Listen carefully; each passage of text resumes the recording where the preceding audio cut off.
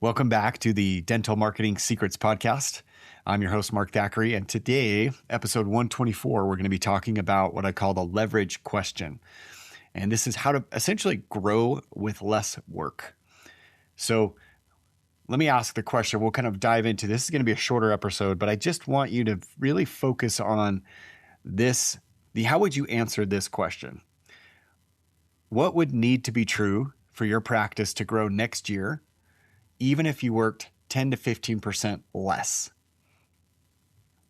So not working harder, you're not trying to add more stress or squeeze more hours into your week.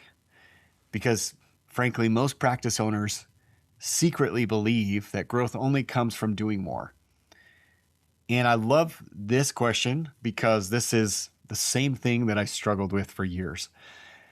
As I was building my own business out of college, and I've done a few different businesses, this has always come up where essentially you start because you start out hustling, doing anything that you can to build your business.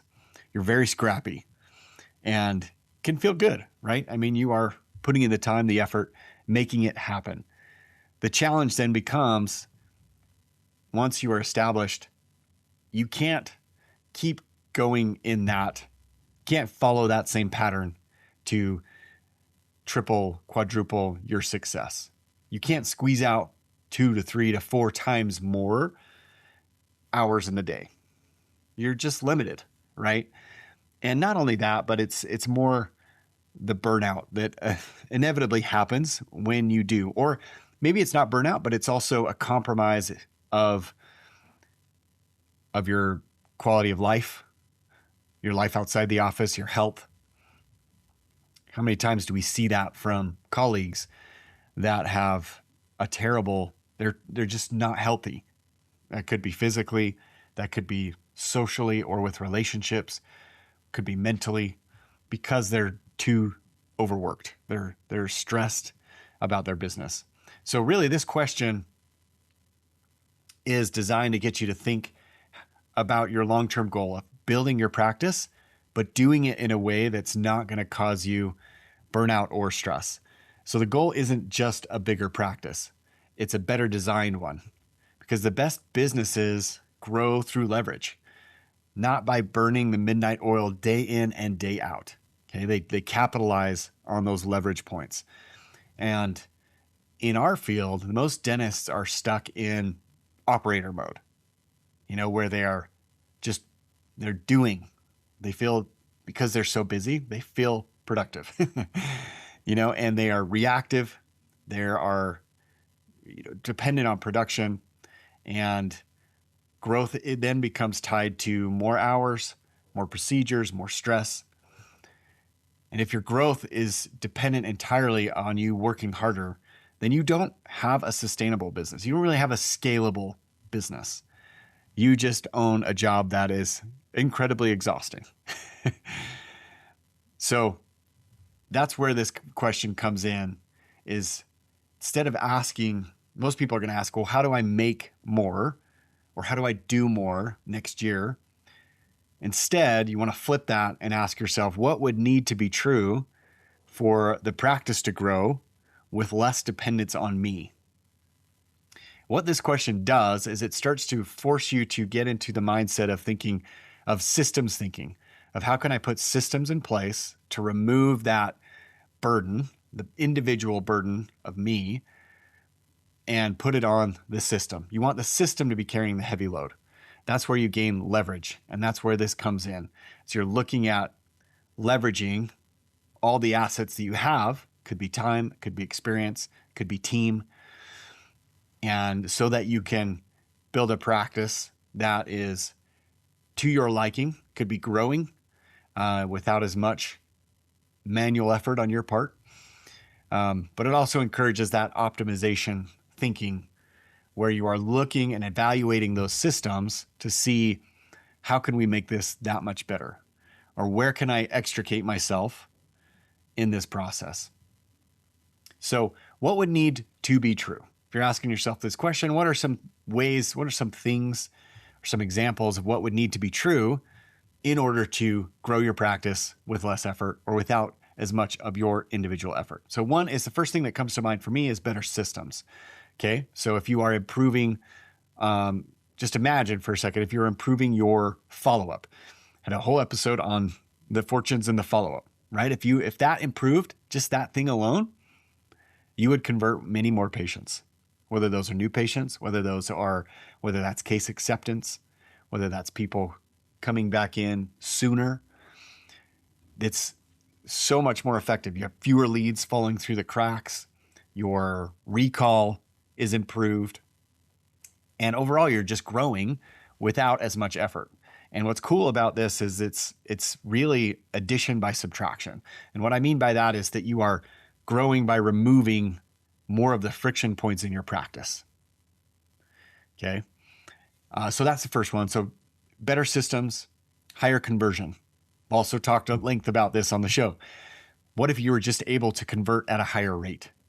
Your team answered the phones better, or your case acceptance was improved, or more patients scheduled treatment. Imagine you wouldn't have to change anything else. You're getting just as many leads, but now you're converting at a higher rate. So you're seeing more return on your investment.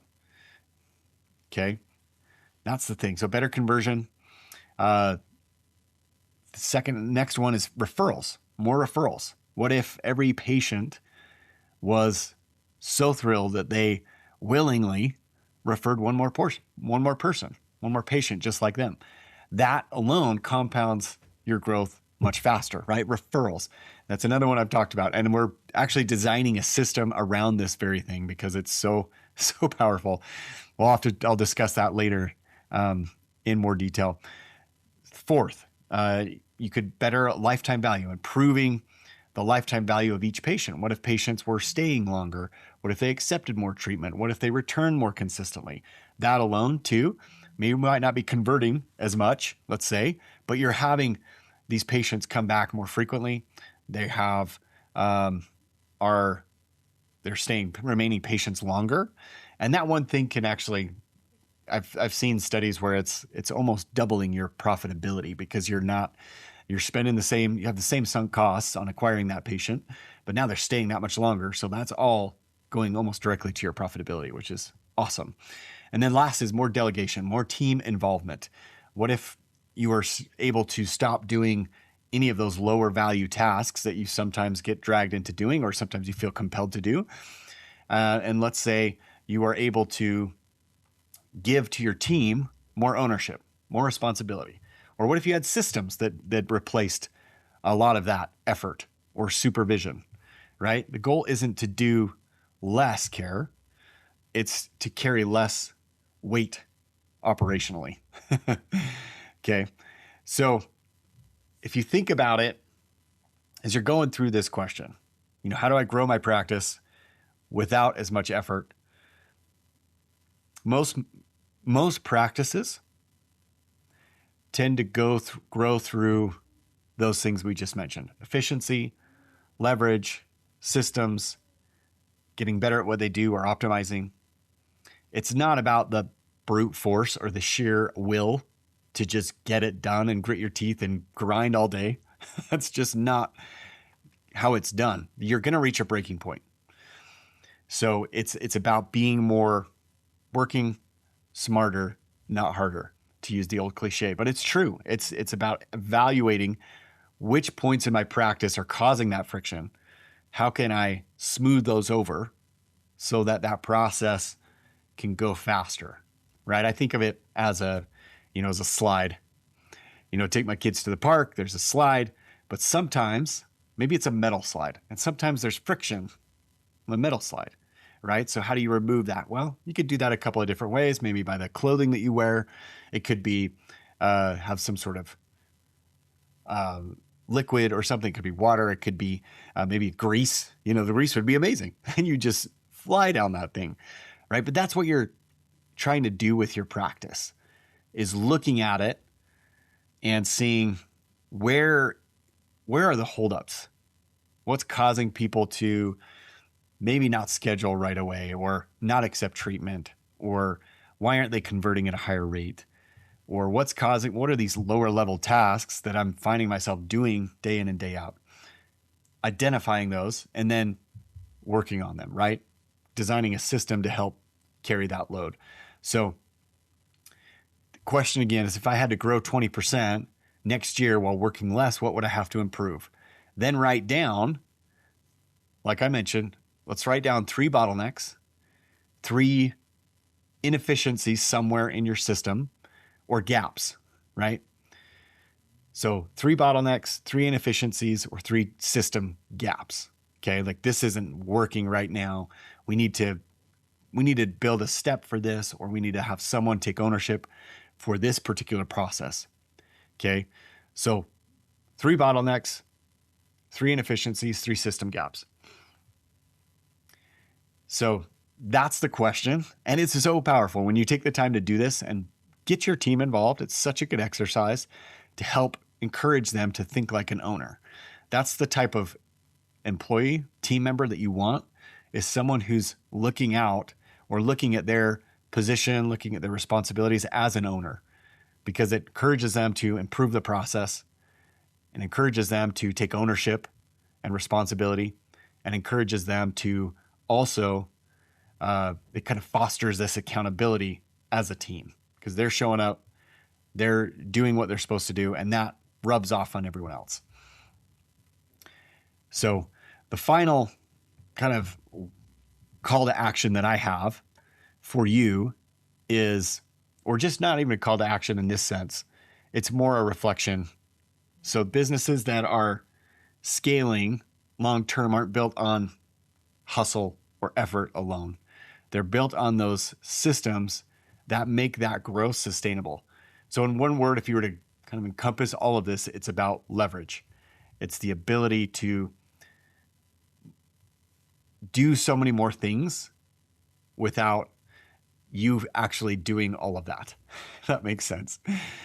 So that's the question. What would you do if you had to grow your practice by 20% with less effort next year? What would need to be true in order for that to happen? Write down those bottlenecks, those systems gaps, missed opportunities. And if you need help identifying those, reach out to our team. We would love to help you build a practice that grows without demanding more of you every single year. Reach out. We'd love to just have a conversation. We can outline what's worked for other clients and even just give you ideas. If you're not ready to move forward with us, at least get some feedback, and you'll have a better sense of where you can grow this next year. Okay. So if you are interested, reach out to my assistant, Maria. That's maria@markthackeray.com, and we can get a conversation started. And until then, we'll see you next time.